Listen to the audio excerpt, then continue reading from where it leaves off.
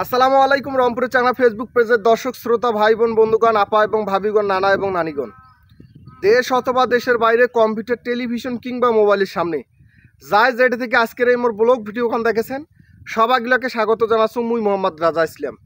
Already কিন্তু তোমার আমার থাম্বেল দেখি বুঝি ফেলাইছেন যে মুই কোন বিষয় নিয়ে কথা কম। হ্যাঁ, আমার রংপুরের একটা ভাষা আছে যে 1 টাকা ছাগলে লক্ষ টাকার বাগান খায়।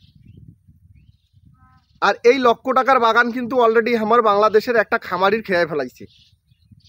বাংলাদেশে বড় বড় দুর্নীতিবাজ হচ্ছে বড় বড় যারা কর্মকর্তা, বাংলাদেশে বড় বড় দুর্নীতিবাজ হচ্ছে যারা কোটিপতি, বাংলাদেশে সবচেয়ে বড় দুর্নীতিবাজ হচ্ছে যারা বাংলাদেশের বড় বড় স্থানে আছে।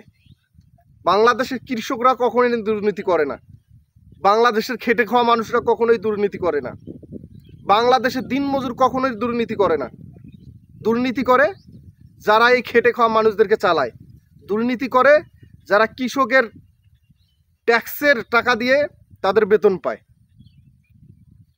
যাই হোক, কথা হয়েছে আসল কথা যে আমার কোরবানির ঈদ গেল। তোমরা অলরেডি জানেন যে একটা ফার্ম ছিল, সেটা হচ্ছে ঢাকাত সাদেক অ্যাগ্রো লিমিটেড।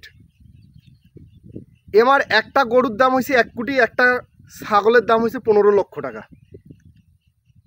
একটা ছাগলের দাম হচ্ছে 15 লক্ষ টাকা। আর ভাইয়ারে 15 লক্ষ টাকা হইলে আমার মতন গরিব মানুষের একটা জীবন চলে যায়। যাই হোক, কথা সেটা নয়, কথা হয়েছে যে কেঁচো খুঁড়ি যে সাপ বেড়ে এসছে।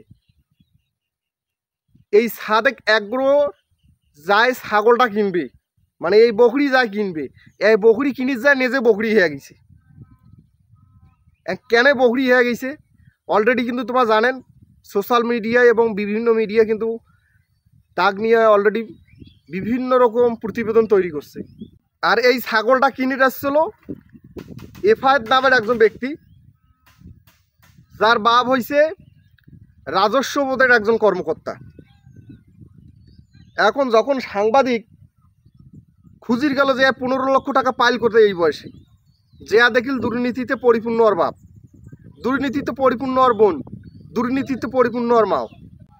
এই এফআইআর যদি সাদেক অ্যাগ্রো গ্রুপে যা যদি এই ছাগলটা কিনে না গেল হয়, তাহলে ভাইয়া মুই মনে করো যে এরা যে এত বড় দুর্নীতিবাজ, এর বাপ যে এত বড় দুর্নীতিবাজ, এদের ফ্যামিলি যে এত বড় দুর্নীতিবাজ, এইটা কিন্তু জনগণ চোখে নাচতো। আর এদের পিছনে যদি মিডিয়া লাগিয়া যদি এদের যদি তথ্য বের করতে না গেল হয়, তাহলে এই বাংলাদেশে যে সাদেক অ্যাগ্রো লিমিটেড আছে, এ যে এত বড় দুর্নীতিবাজ, তাহলে কিন্তু এটাও আমার জানলো না হয়। ওই যে কথায় আছে কেঁচো খুঁড়ির যে সাপ বেড়ে এসে। আজকে একটা টেলিভিশনে, বেসরকারি টেলিভিশনের একটা নিউজ দেখুন, এই অ্যাগ্রো মানে এই যে সাদেক অ্যাগ্রো যে আছে, মানে যে খামারটা আছে, এই খামারটা কিন্তু ভাঙিয়ে দেওয়া হল। কেন ভাঙিয়ে দেওয়া হল? এআই আবার করছে কি, সরকারি যে খাস জমি আছে সেই খাস জমি দখল করিয়ে এর খামারটা দিছে। তাহলে দেখেন বাংলাদেশে যে দুর্নীতিবাজরা আছে, এরা কেউ কিন্তু নিম্ন আয়ের না, এরা হয়তো গভর্নমেন্টের কোনো বড় পর্যায়ের ঊর্ধ্বতন কর্মকর্তা।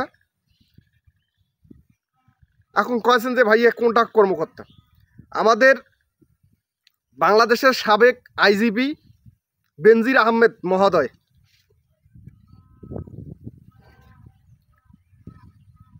বেনজির আহমেদ মহোদয় ইনিও কিন্তু কোটি কোটি টাকার সম্পদ তৈরি করে ফেলছে অলরেডি। যাই হোক, পরিশেষে একটা কথা কোয়া যায় যে 1 টাকার ছাগল লক্ষ টাকার বাগান খায়। এই বিষয়টা কিন্তু আমায় একবারে দেখি ফেলাইনো নিজ চোখে। সেটা হচ্ছে ছাগল কাণ্ড নিয়ে বাংলাদেশে যে ছাগল কাণ্ড হয়ে গেল, সাদেক অ্যাগ্রো লিমিটেডের এফআইআর যে বিষয়টা, এইটা হচ্ছে বড় বিষয়। যাই হোক, ভিডিওটা ভালো লাগলে অবশ্যই লাইক কমেন্ট শেয়ার করবেন। আর যারা এখন পর্যন্ত পেজটি ফলো করেন নাই, অবশ্যই ফলো করে পাশে থাকবেন। আল্লাহ হাফেজ।